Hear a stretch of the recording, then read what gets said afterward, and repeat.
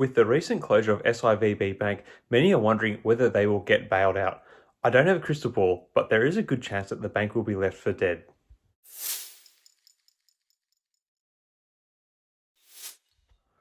Hi again everyone, hope you're all doing really well. So the recent collapse of Silicon Valley Bank, or SVB, or if you follow ticker symbols, SIVB, has sent shockwaves through the financial world.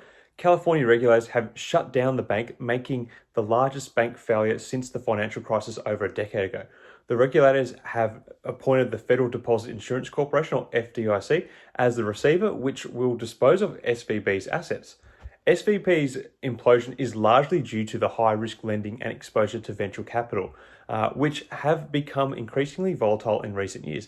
The bank focused on financing technology startups, which are known for their high failure rates and uncertain prospects. As a result, the headwinds of high interest rates and dwindling venture capital severely pressured the bank. SVB's attempt to seek funds to offset a hit on a $21 billion bond portfolio, a result of surging rates as customers withdrew deposits. Unfortunately, this narrative of attempts to de-risk could easily impact other firms, which is why we saw such a strong market reaction towards other banks on Friday. Despite the severity of the situation, some experts have urged calm, pointing out that SVB's distinct situation is not necessarily a read across to other regional banks. According to CNBC's, SVB funding pressures are highly idiosyncratic and should not be viewed as a sign of broader economic concerns. However, CNBC notes that other banks with large bond portfolios could face similar issues if they were forced to sell those bonds before maturity in order to raise funds. Treasuries have fallen in value in the last 12 months as the Federal Reserve hiked rates 8 times. Thus, investors must remain vigilant around other banking stocks as well, I suppose.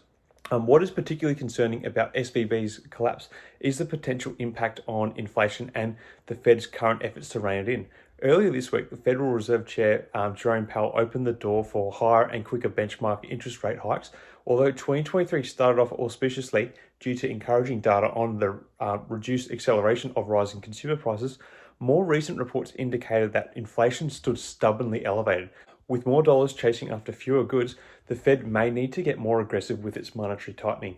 Unfortunately, the era of easy cash has come to an end, and the impact is only just starting to be felt by world markets, yet to see the end of the sharpest interest rate hiking cycles in decades.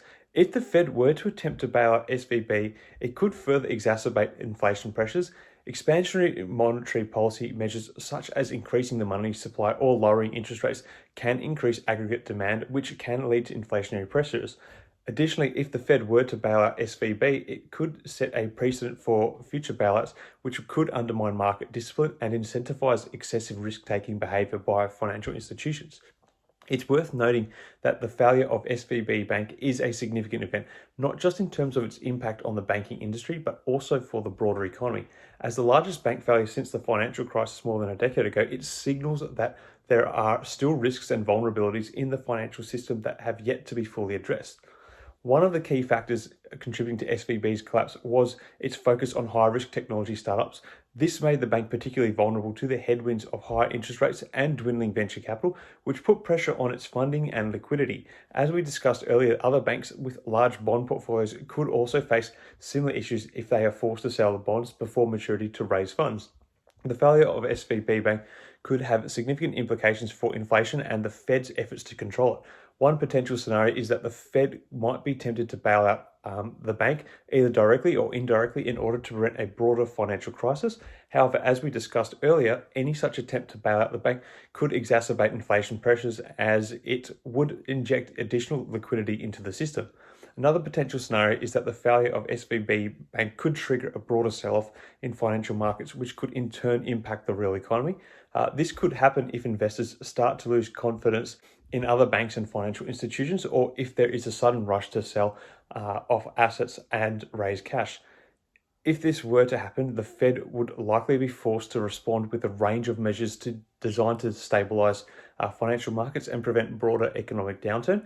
These could include further interest rate hikes, increased purchases of government bonds, or even direct lending to other banks and financial institutions. Ultimately, the failure of SVB Bank is a reminder that there are still risks and vulnerabilities in the financial system that need to be addressed. It also highlights the delicate balance the Fed must strike between controlling inflation and maintaining financial stability. As we move forward, it will be important to closely monitor developments in financial markets and the broader economy, and to be prepared for any potential disruptions or crises that may arise from all of this. Anyway, what are your thoughts on all this? Do you think that a bailout will come the way of SVB Bank, or will they be left to flounder and that's it for the Silicon Valley Bank?